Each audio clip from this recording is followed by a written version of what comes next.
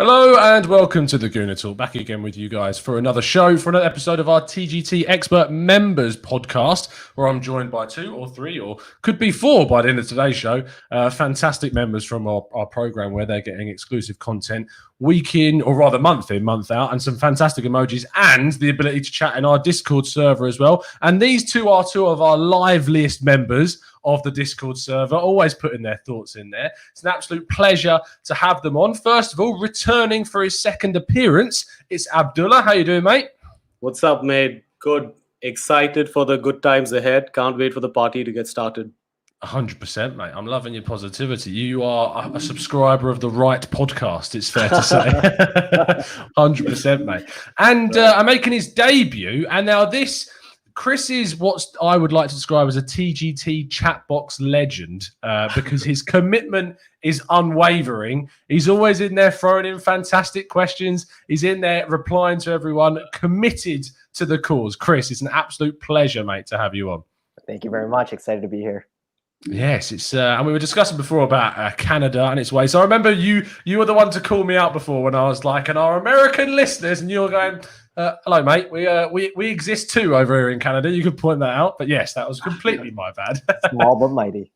Exactly, 100%. So let's jump into today's show. Now, it is unfortunately the international break, which is always a tricky one. And now, Abdullah, unfortunately, you're at a disadvantage here because I actually pre-warned Chris about the first question that I was going to ask. So I'll let you go second. But Chris, I was prepping you for this, and I said, if you have to give a fan one tip of how to get through the international break whilst your club is not playing, what do they need to do? Personally, for myself, I do like to watch some of the international friendlies. I try my best to catch some of the games, especially for any of the ones where our players are playing. But aside from that, it's just a lot of family time, going off and seeing my significant others, family, my own. You haven't seen in years because of the other international breaks, yes. Arsenal consumes my life. So it's a nice chance to kind of get away from football and try and focus on some of the things outside of football. But aside from that, it's watching the friendlies. Usually when the transfer window's open, it's nice to kind of follow some of the news. It's a nice kind of reprieve. But aside from that, it's just waiting until the next Arsenal match starts and listening to TGT. Well, it's nice knowing that you're not like Mike Hernandez, whose advice is to just drink heavily. It's what he does. So there you go. And see, this is how famous you are, Chris, because we got people asking if this is actually the famous Christopher Fugg in the chat, and we could confirm that it is. It is. Christopher Fugg, that you know, it absolutely is. Abdullah, you've had a moment or two now to consider your options. What advice would you give to people for getting through this sad and desperate time? I think firstly I would ask them to subscribe to the Gooner Talk on YouTube. Yeah, but I mean, in all seriousness, of course, if you're devoid of footballing action, follow the international games as well. But at times, honestly, they can be so boring and drab. And I think these international breaks gives us some good time to actually go in and dig a little deeper into the players or the team, or in our case, maybe we have a new manager. We have like absurd opponents in the Europa League, whom obviously none of us have almost ever heard of. So it gives us good time to actually go in and, look up our opponents in the next batch of games before the international break actually hits you again in less than a month's time, I think, after football resumes. Yeah, for sure. I suppose we should touch on, seeing as it's a very international show, Chris, Canadian-wise, Alphonso Davies. I mean, what a guy this is turning out to be. And then you've got Jonathan David as well, who's moved to Lille to replace Victor Osimhen, who went off to Napoli. I mean, it's exciting times to be a Canada national fan, surely. Probably the most exciting times ever as a Canadian football fan. I didn't think in my lifetime that we'd have a talent like Alphonso Davies or Jonathan David. Just seeing Davies' rise. One of my friends, who's a very close friend of mine, actually played on the same pitch with him in Vancouver when he was still with the Edmonton team. It was amazing to kind of just hear a lot about how Davies has grown up since he was playing over for the Whitecaps and now over at Bayern Munich. We're hoping that we can make the World Cup in, I think it's 2024. Is it supposed to be the next one in Canada, or 2026? 2022, I think it might be now. But yeah, I'm pretty sure the next one's 2022. And then the next one after that, I think, is Canada. 2020.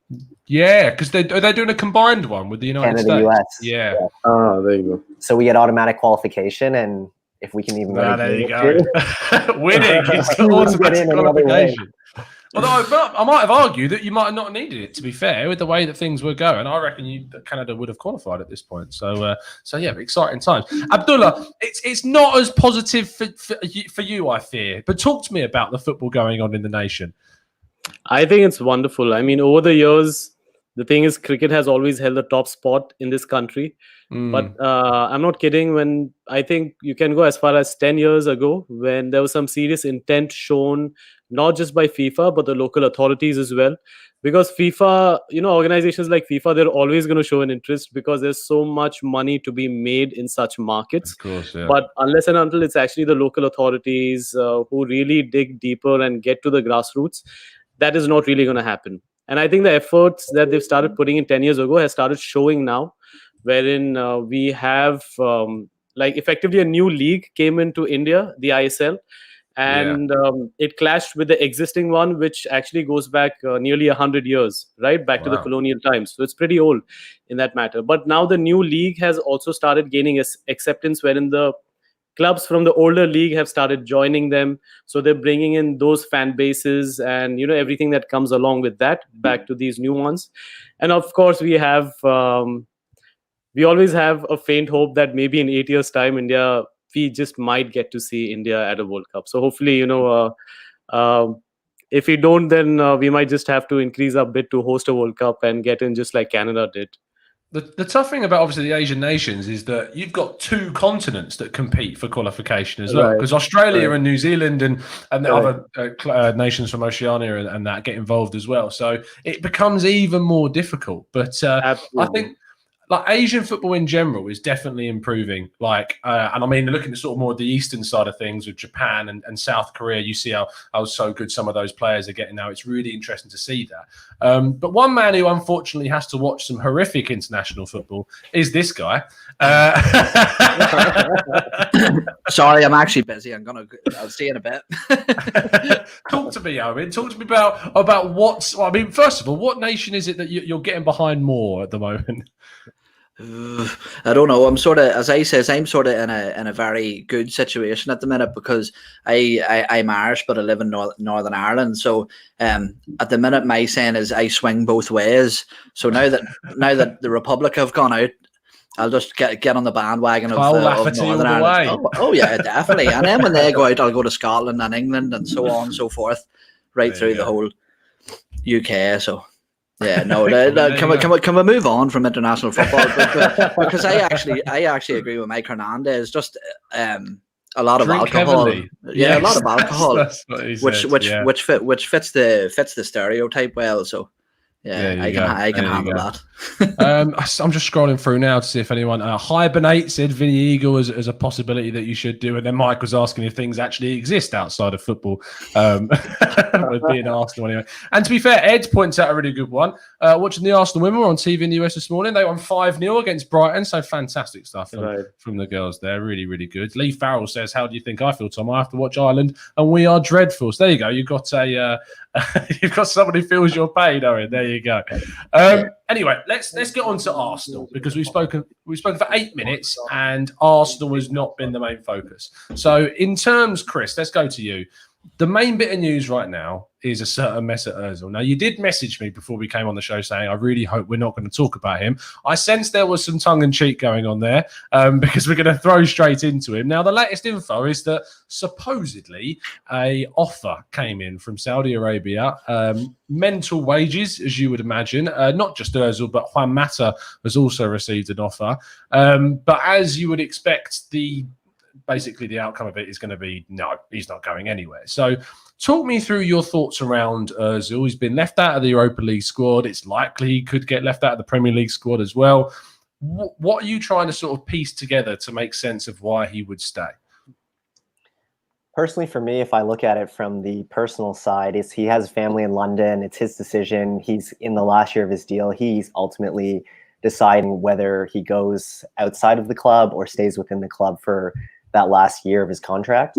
I also think about, I don't want to get too much into the politics in the region, but I think that it probably weighs heavily on his decision too, is that if you look at a lot of the offers that he did receive, they're mainly in areas that there might be some political strife going on or unrest in those areas. So I do think that possibly sways his decision in some way.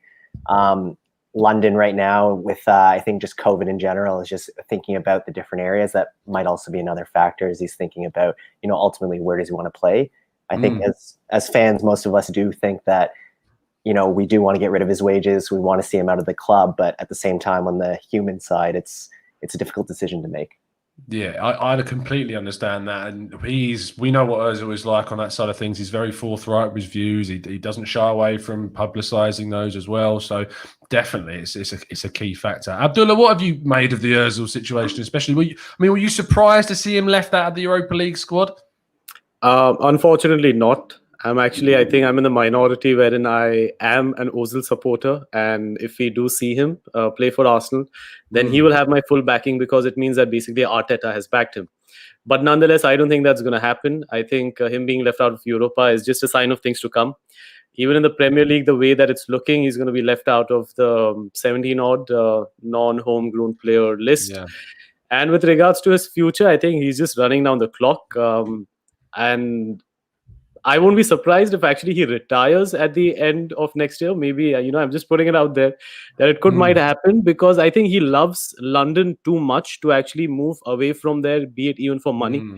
And I think he has so many things going on the side that from whatever I see of, all the media interviews and other branded deals that he does, he's very comfortable where he is right now. I think he knows very well what he's doing. And like I read a tweet somewhere that someone said that his three most favorite people at Arsenal are an ex-footballer who's turned a billionaire, which is Flamini. Then another one is Shad Kolasinac, who basically prevented a knife fight going down. Yeah. And now basically a man doozy, isn't it? Yeah, well. Exactly. So absolutely three very distinct characters in terms of outcasts. So he's obviously not afraid to brush the establishment the wrong way, and I think he's going to see that maybe his time in football just might be, it won't be a bad idea to basically hang up the boots. So I don't think he's going to go anywhere. Even in Jan, he's not going to go. He's just going to wind down the contract, stay in London, and then Yeah, I agree. Very, very briefly, I want to touch on something you said, Abdullah, and that you mentioned that you're an Ozil supporter. Now, what does that mean? Because there's so many people on social media that turn around and say that I would say I'm a supporter of Arsenal and therefore sort of a supporter of anyone who pulls on the red and white shirt. And then I've seen in the most extreme of senses, some people saying that once Ozil leaves, they're no longer going to support the Arsenal, which seems insane. So talk to me about this Ozil supporter tag. See, it's like when I'm thinking from up top, from right here, I probably know that Ozil doesn't fit in the bigger picture, right? We probably know that Arteta probably doesn't see him play in his system and whatnot. But just the fact that Ozil just is one of those players, just the other day, I was making my own list of my Emirates era legends, right? And so that's what you do over the international break. That's what we need to do. Yeah, right. I mean, that's not bad, just to make these lists. So I was thinking of Henry, I was thinking of Fabregas, and then I was just thinking that the impact that Alexis Sanchez and Mesut Ozil had, right? Just by them joining the club, and how in those moments also they united the club. Trust me, it's very similar to how Arteta actually eventually united all of us, right? I mean, at one point we must have wanted some of the other managers. So there, I think I have a soft corner for Mesut Ozil, wherein maybe I would just like to see him once, even if it's like in an EFL Cup game against some League 3 opposition, just maybe don the shirt one last time. And then, of course, he moves on. It's not, I mean, the train doesn't stop for anyone. So no, of course. I think there's a romantic element to it as well. I think when you think about, I was talking to some other Arsenal fans about what their favourite deadline day moment was after, obviously, Thomas Partey this year. And you can't really go past Mesut Ozil's signing in 2013. That was unbelievable. To think of what we could actually sign that guy. Right. Owen, what are your kind of thoughts around Ozil? It's an extremely tricky situation because, to be honest with you, I can see both sides. At the end of the day, my allegiances don't lie to Mesut Ozil, they lie to Arsenal. You see, if I was I try to put myself in his shoes, and Mesut Ozil's 31, is he? 31 coming 32. This is likely his last big contract in his career, and as Abdullah said there, maybe even possibly his last contract period. Mesut Ozil has a family to provide for. People live within their means. He probably doesn't want to downgrade in terms of lifestyle. I know we mentioned Saudi Arabia, but I agree with Chris there. I think the political situation over there would, sort of really prevent him from making the decision to go there, especially with a young family, and how much he would be in the spotlight as well. There could be repercussions of any bad performances or any sort of similar situations to the one that he's in at the minute. Also, I think a big part of it is something that we always touch on, is Mesut Ozil's commitments to charities at the minute. You have to think as well as if he takes a step down in wage packet, his charities are going to suffer too. So he has another incentive, a moral incentive to stay put where he is. Also, I don't think he can overlook. I don't think you can overlook the stubbornness behind staying as well. I think that when Mesut Ozil signed, funny, I just talked about this last night. At the time of Mesut Ozil signing the contract, it was very much like Aubameyang signing the contract. It was something that everybody was crying out for. The club had sort of resigned themselves to Alexis Sanchez, that he was going to leave. That was inevitable, that was going to happen, and I think they panicked and offered too big of a contract. That's not Mesut Ozil's fault. As Mesut Ozil has come out and said, he's mentioned that he had offers from other clubs of a similar sort of size of wage packet, and sort of a much more likely opportunity to win silverware and play in the Champions League. And I suppose the way Ozil maybe sees it is, I sacrificed probably the best years of my career to stay here and be loyal to you, and as soon as things aren't going well, you are sort of putting your foot on my back and trying to push me out the door. It's a very, very complex situation, I think. And look, this is something I also said, these are the exact words, was that I have nothing against Mesut Ozil. I think he was a phenomenal footballer, and he probably could still be a phenomenal footballer. I think the way that we have done business has sort of pushed Mesut Ozil into the spotlight because he never had that defensive solidity behind him. And I think that regardless of what I think of Mesut Ozil or anybody thinks of Mesut Ozil, the situation is now too toxic to repair, and the sooner that contract expires and he's out the door, the better for everybody as a collective. Yeah, I think it's just one of those things that needs to just once it's gone, we will barely speak about Mesut Ozil, to be honest, anymore. I think there'll be a big relief about the whole thing, about it. Just the big wages are always going to be the thing people go back to. Is that it's a lot of money. I mean, since the last time he played a competitive fixture, we paid him nearly £11 million. But this is a funny one. This is a funny one, and even quickly, sorry, I'm sorry for even asking this. It's just out of interest. Is Mesut Ozil's legacy tainted at Arsenal? Is he forever going to be looked at in a negative light, or do you think when he retires, 100%? For some, he will be, in their opinion, someone who has just leached off the club, as they will put it. And I don't think that at all. It's not his fault he was given that contract. Chris, what are your thoughts around that? In terms of the being tainted, I'm not sure. I think he's always going to split opinion. He's never straightforward. Where fans across the world love him, it's either you hate him or you love him. It's split right down the middle. But I did want to get back on. I do it all the time. I call him Ian all the time. I did it before the video too. So just thinking about Owen's last point in terms of just thinking about how at Real Madrid, something that weighs heavily on me is really how Mourinho was able to get more out of Ozil, and how he was tracking back. They were a counter-attacking team that really thrived on playing without the ball, and he was able to unleash kind of the wingers and all the pace they had up front in the attacking three. It's something that we've never quite been able to replicate here. It almost seems like the system has never fit Ozil perfectly. And as Arteta's come in with a new system that is more demanding in the modern game, that requires players to play at both ends of the pitch and track back and honor their defensive duties, it just seems like it's almost his skill set has become a bit outdated. Let's move on from Ozil then and look ahead to people that are here or could be here. AK highlighted a very good question in the chat, and he said, "Hey Tom, do you think there's a possibility of Arsenal getting an option B creative midfielder? Of course, we were linked to Houssem Aouar throughout the window, and we clearly want to improve that creative area of the pitch. So maybe getting in someone on the cheap at the end of the window from the Championship, if cheap is an option." Is more doable. I mean, Abdullah, there are players in the Championship that are creative and are goal scorers as well. You think about Ben Rama, of course, as AK talks about, but there are players like Buendia at Norwich and Cantwell, of course, at Norwich as well. What are your kind of thoughts around that? I think not in this transfer window, especially considering there are like barely a few days left now, because I think that might just stop the growth of someone like Emile Smith-Rowe, for example, whom we have and whom I think the entire club, the management is looking at very fondly with regards to the future. Plus, I don't think the clubs right now want to take any extra wage on their books. So they don't want anyone just to bring in the hopes of reinforcement or hoping that, this might basically bring in any addition to the squad. I think currently the Arsenal board, the coach, Edu, everyone have been very strategic with all our purchases thus far.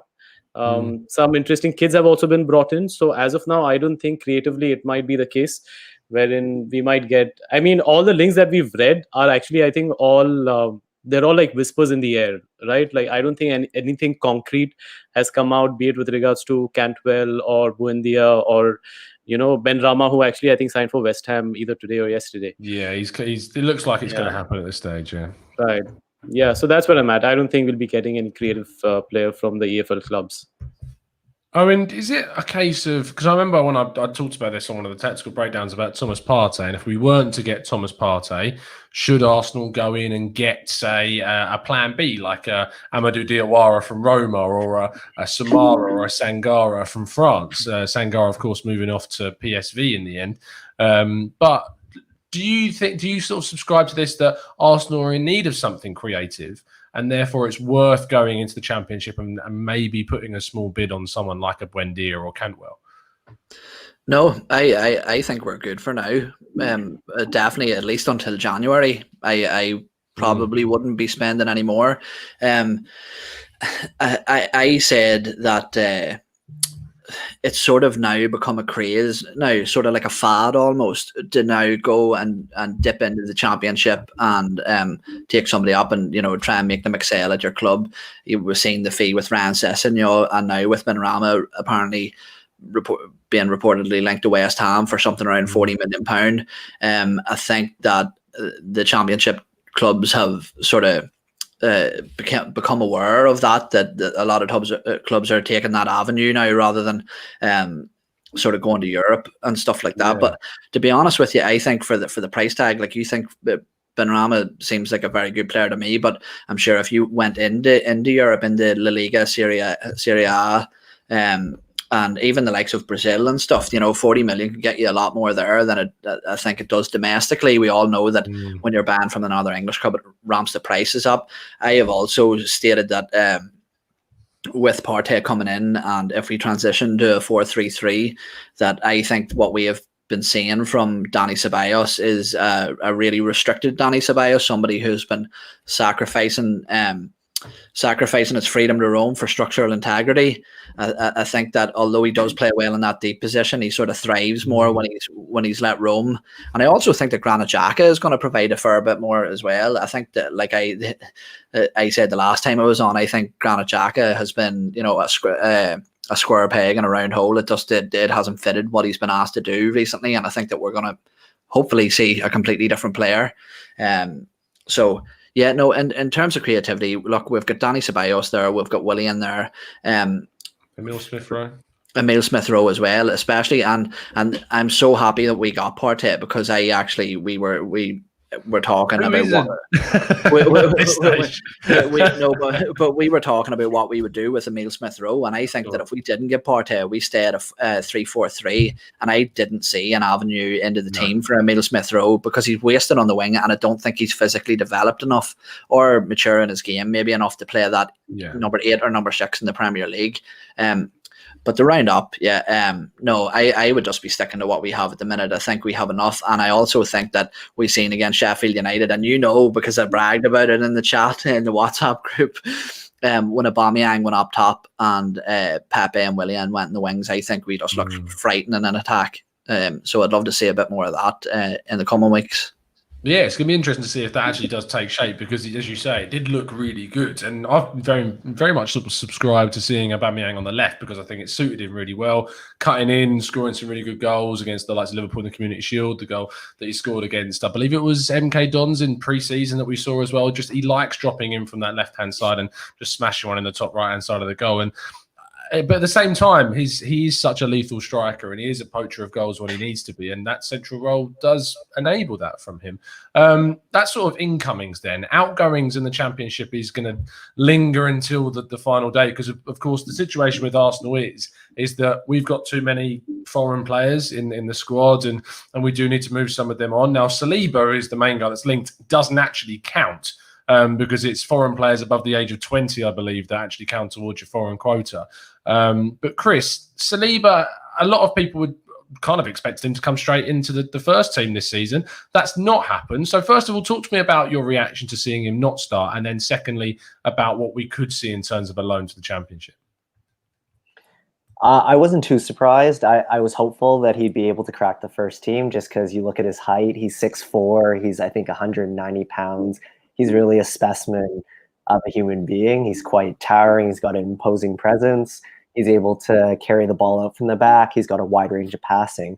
But then you blend that against what Arteta is saying, and it's very clear that he didn't play for 6 months. The Ligue 1 season was ended early, and I think he's still got a lot of maturing to do as a player. It is still a jump up, as we saw with Pepe from moving from Ligue 1 over to the Premier League. So there is a bit of a learning curve there, and I think the Championship would be a good stepping stone for him to kind of get adjusted to life in England in general, and then also just to the kind of the physical demands and rigors of playing in the Premier League. I do think that the family situation that he had definitely had an impact as well. It sounded like he wanted to go back to France, perhaps to be closer to family. So I think there's a lot of factors at play here that we just don't know about, and we just have to trust Arteta's judgment when he's making that call that he needs another year of development before he's ready. In terms of really thinking about Championship sides, I've done some analysis and was thinking about, Brentford's always mentioned as a great place to go. And I know, Tom, you've said on many occasions that it probably doesn't make much sense for him to go there. My cat's here to join the live stream. That's fine. We'll make it 5. That's no problem at all. I thought of a really dirty joke there, but I'll not. I know exactly what you're thinking. So I was just thinking through other sides. Norwich just lost, I think it was Jamal Lewis and Ben Godfrey. So that could be a good destination just to learn. And Norwich like to play some attractive football, but they can't defend. So it could be a good destination for him. Watford's close by. It'd be another great spot to learn. And I think the other one, it's eluding me right now, but Bournemouth just lost Nathan Aki. So that might be another destination where they've always played attractive football under Howe. And I think Tyndall learned, he was his own manager, he says, but he's come from that same coaching tree. So that could be another good spot for him too. Yeah, some really good analysis on possible clubs that you could go to. Abdullah, that when I tweeted out, because I wrote an article on it this morning about the possibility of Saliba going, and still there were some people saying that if he goes, Arsenal centre-backs are a situation that they get injured quite a lot. In fact, we've got 2 of them out, or 3 of them out with Mustafi, Pablo Mari and Chambers currently still sidelined. There is the chance that we could get very light in that area. Is there any part of you that would still like to see him kept this season, even though now he's been left out of the Europa League squad too? Probably not. I think it's in the best interest for both the parties, the player and the club, that I think he takes a gap year effectively from Arsenal. And wherever the club feels it's right for him, if they feel that, someone close to the Emirates, it's better for him, or even some manager that they actually do trust the environment. So rather let Saliba actually go, because I think with even keeping Mustafi, or rather clubs have actually found it difficult to offload players.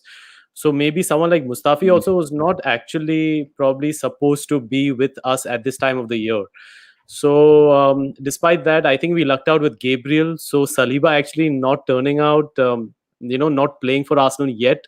I think some of that sheen has just been kind of covered because of Gabriel coming in and him actually kind of not putting a foot wrong. I mean, except for a few blunders here or there, especially in the first game. I think outside of that, Gabriel has been massive for us. I think he's just gone so under the radar. Trust me. I mean, we are also concerned with Thomas Partey, who hasn't even played with us, right? And then maybe we are concerned with Aubameyang's form and unfairly picking on Leno.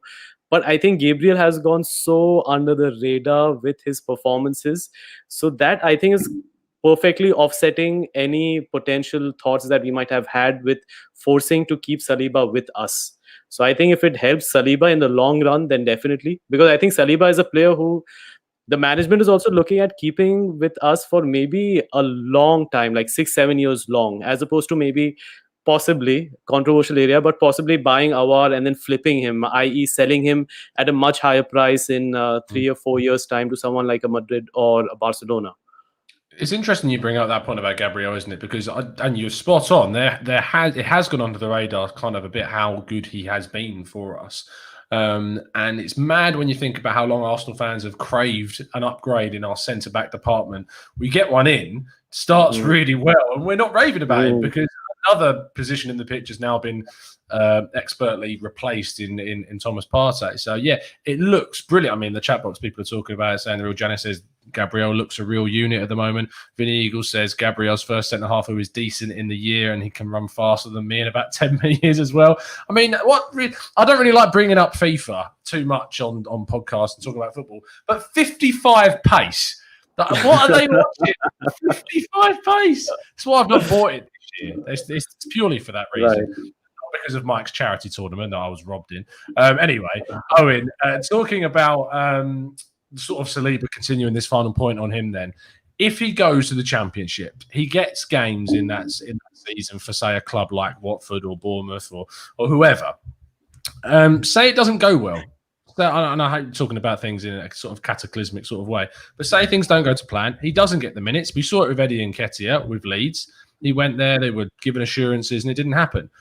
Are you sort of down the line of we need to insert something that we could recall him in January? We need to protect him. How do you manage this situation?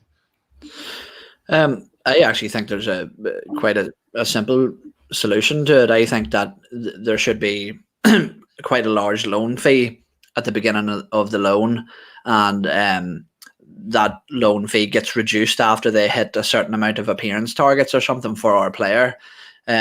We saw, I think it was Edu and Arteta speaking about loans for. It was actually I was giving somebody else credit there. It was one of your interviews with the guy from Huddersfield. It was a great interview, by the way. You should go check that out. And they were basically saying how sort of regimented, the whole process was to take an Arsenal player on loan, and I love that now. Especially, look, this is so difficult. It's such a difficult question to answer, I think, because you've got two things.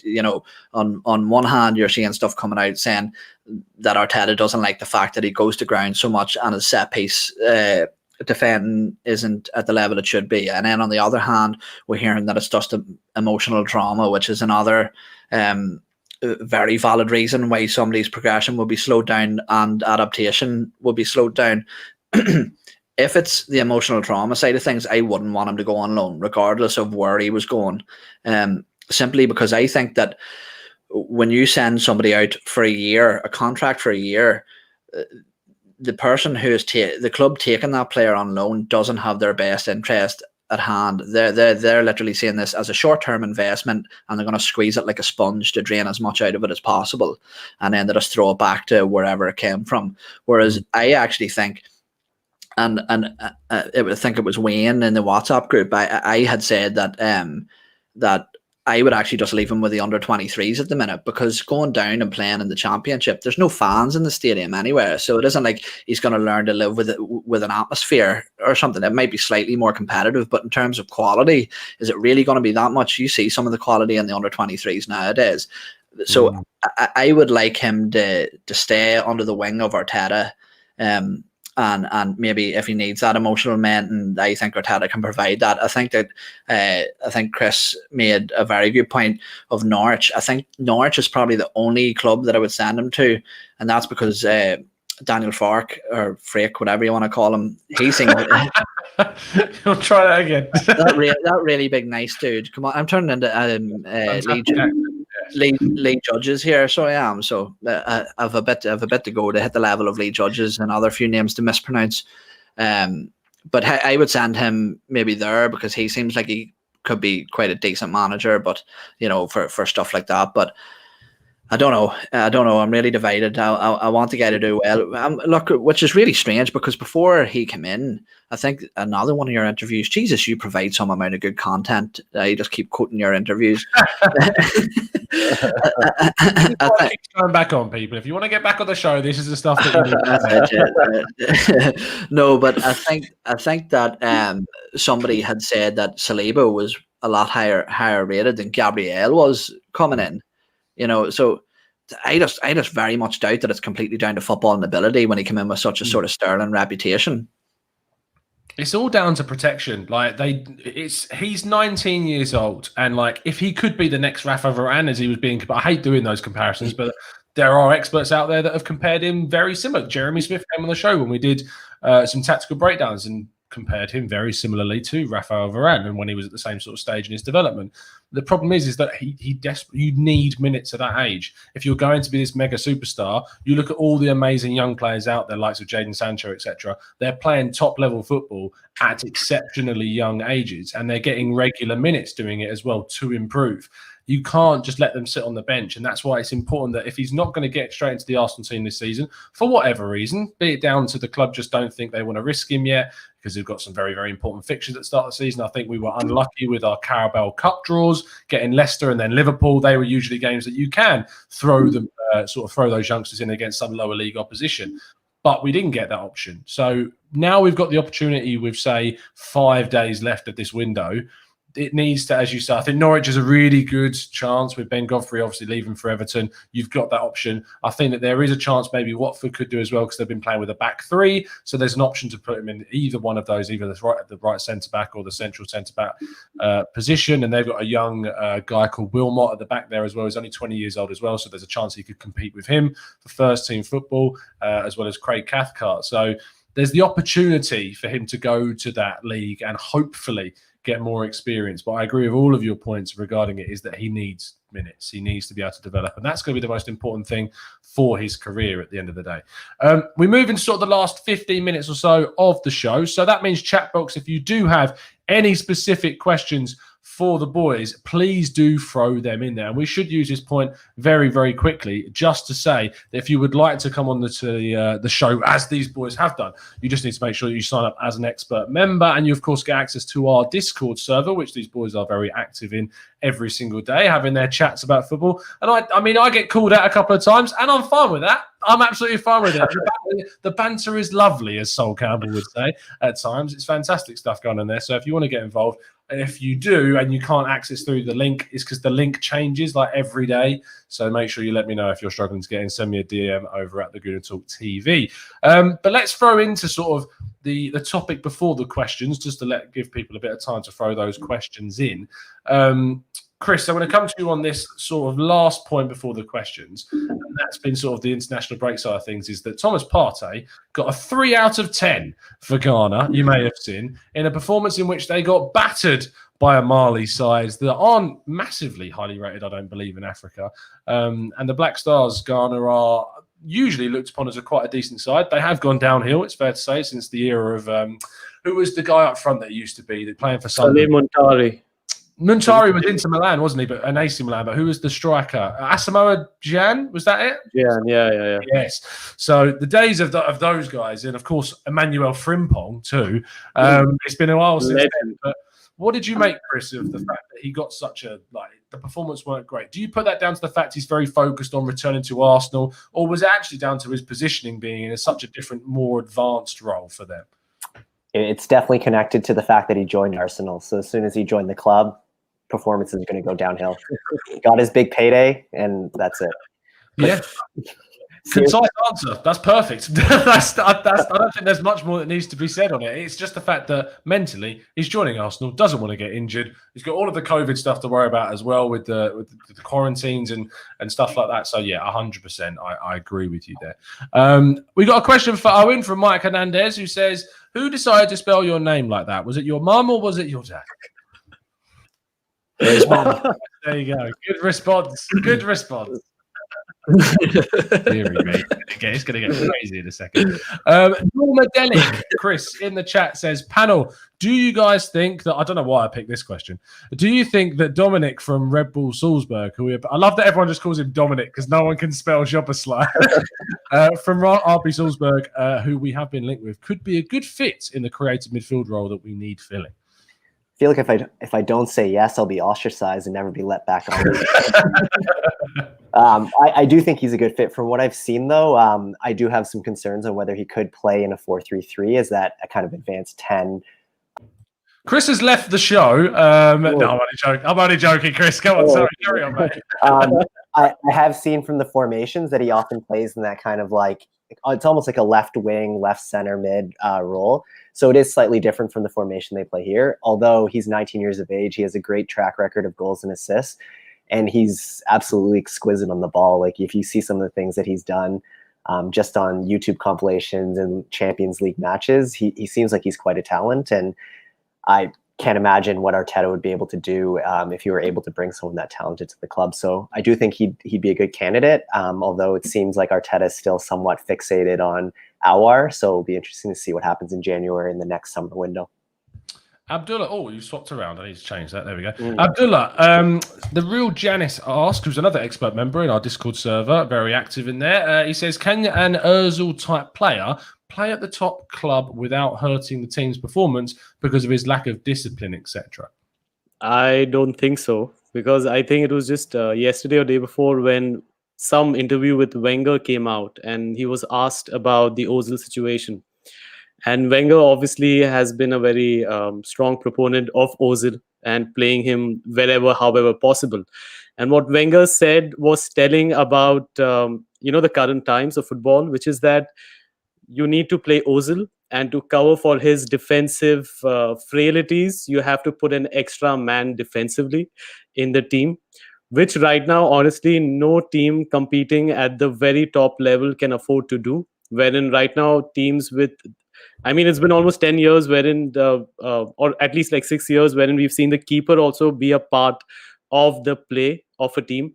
So definitely, with Ozil, with regards to both his discipline and possibly his work ethic, I don't think that's going to happen. And very interestingly, actually, Liverpool in the last 3 years, they've played, their midfield has been all defensive players, right? So maybe, you look at Henderson, Gini, and Fabinho, and neither three would get in the top 10 midfielders of anyone's list wherever, unless you are a red, right? But nonetheless, they have absolutely been fascinating. So maybe that argument is also out of the window, wherein you do need a creative midfielder, creative attacking midfielder like Ozil to actually feature in your side. So I think for a club like Arsenal, I think, or even of that level, our peers, I don't think he's going to be able to, find a place anywhere. Awesome. Mick Lally asks a question for Owen that says, "Has Pepe shown enough to start ahead of Willian at City?" It's a tricky one. It's definitely a tricky one. I think that Willian hasn't been overly I don't even like saying overly convincing, because I still don't. I just think the last few games have sort of been dead games.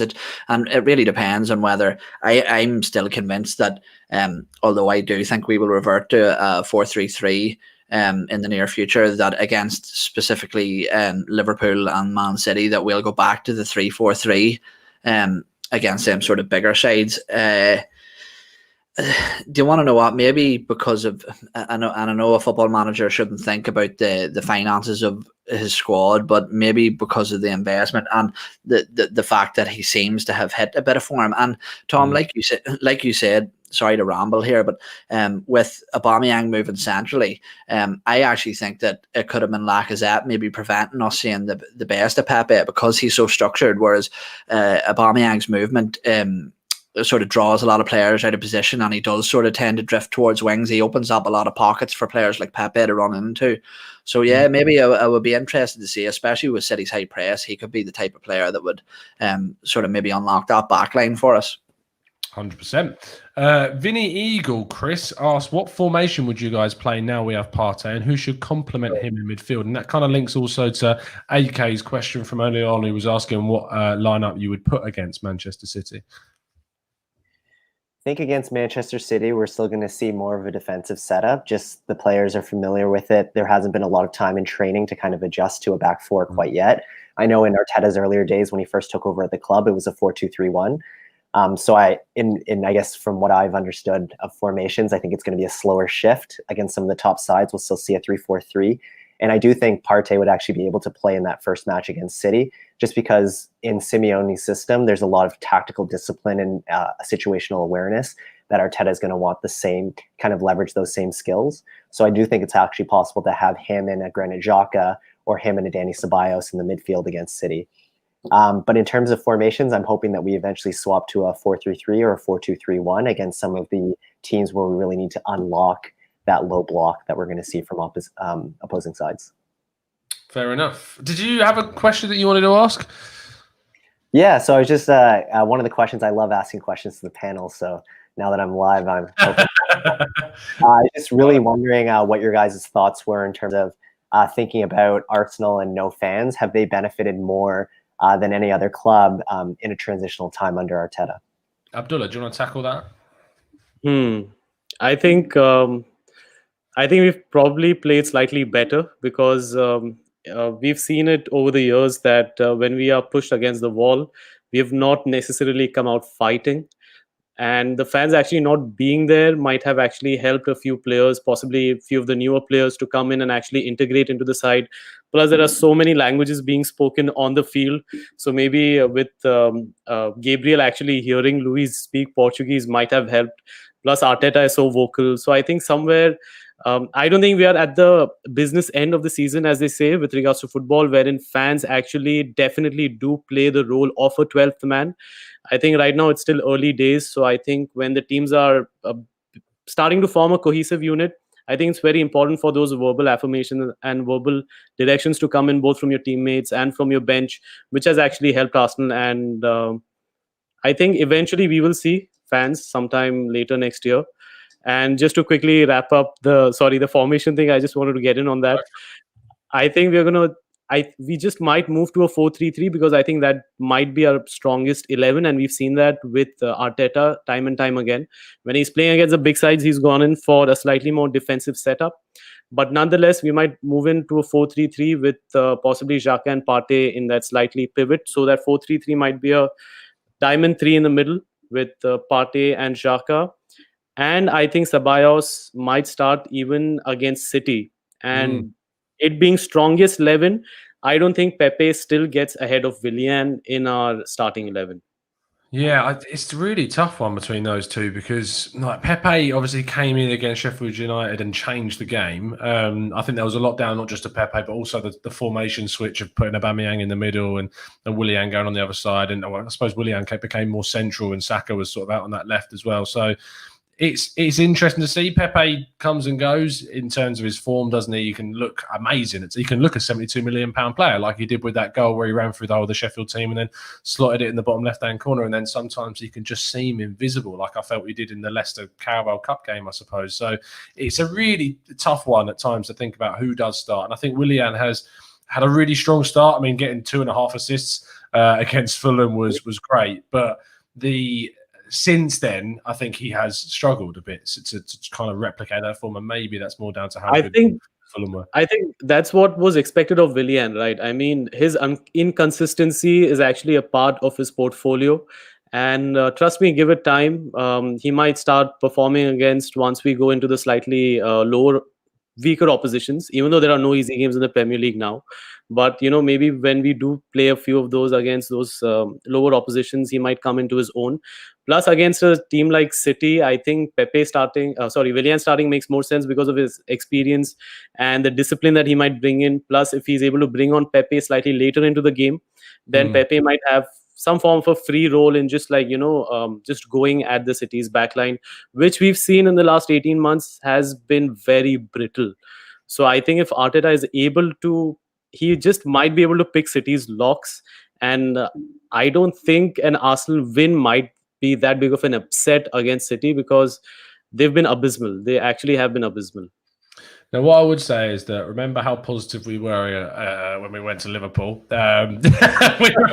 We were very positive. There was a lot of us going, "Oh yeah, I reckon we can win something against there." And then we got bad. So yeah. I love your optimism, and I can mirror it. I don't know if Partey's going to start, and that kind of leads on to the final question of today's show, which I'm going to let all of you have a crack at asking, or a Guna crack at asking. Right there, you see what I did? How much do you owe you for that?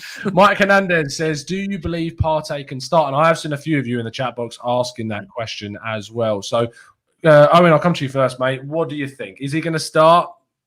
Yeah, I do. I'm convinced. As I've mentioned, in the modern game now, we see that players tend to be phased in a lot more. But if you were to handcraft a player, sort of tactically disciplined, tactically regimented, physically fit, very physical, in terms of the way he plays, I think you couldn't create a better player just to be dropped into the middle of something.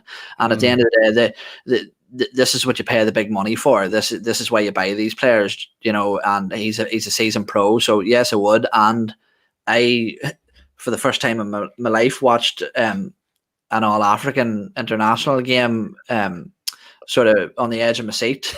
But to be honest with you, it really didn't look like Partey come out of first gear whatsoever. I watched Thomas Partey a lot. I've been a big admirer of him for a long, long time. And I've never seen him play in such a timid fashion as I did there when he played for the Black Stars. So I think that he has gone over there with with the message, keep yourself okay, keep yourself right, because you'll be starting on Saturday against City. And at the end of the day, Thomas Partey is the type of player that could that could be the difference between taking a beating and getting 3 points, I think. So you throw him in there. Let's see what he's made of.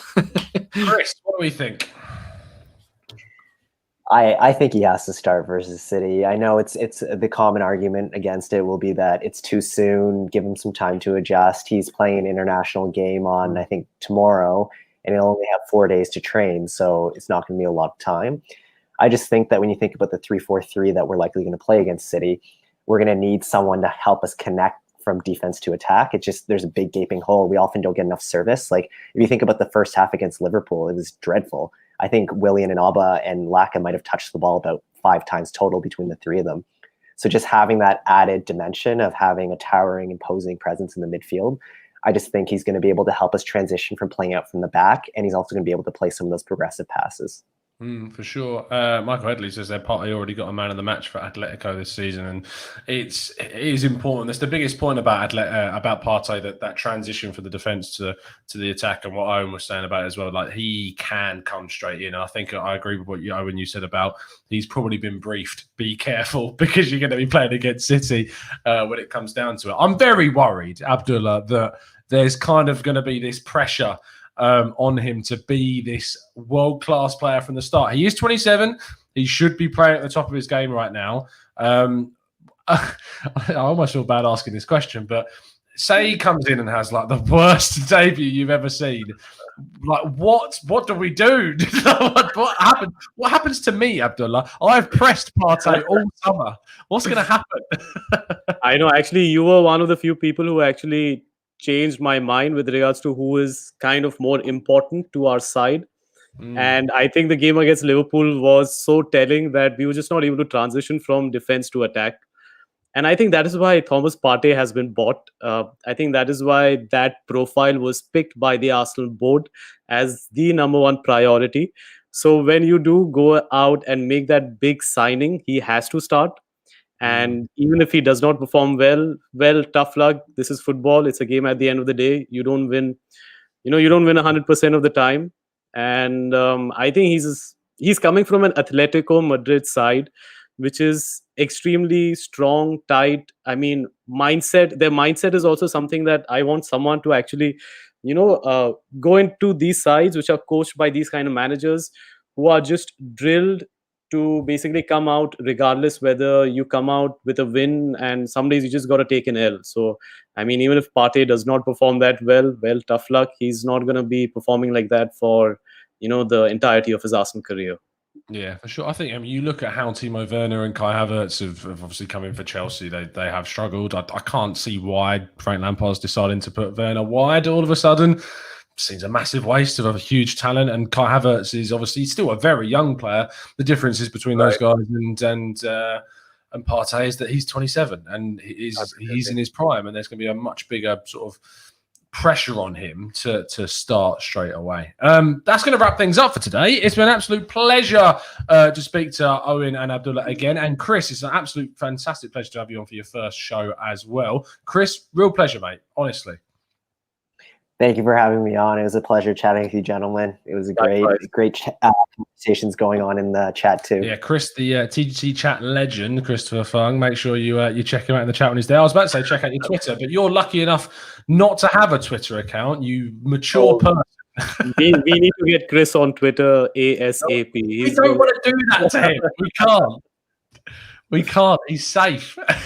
You're not tempted, are you, Chris? You're not tempted at all. Not in the least. There have been tons of people that have tried to get me on. I don't want to show my age either. So it was kind of like starting as I was, I think, finishing my master's, and then I came through and was just like, I'm not getting on that.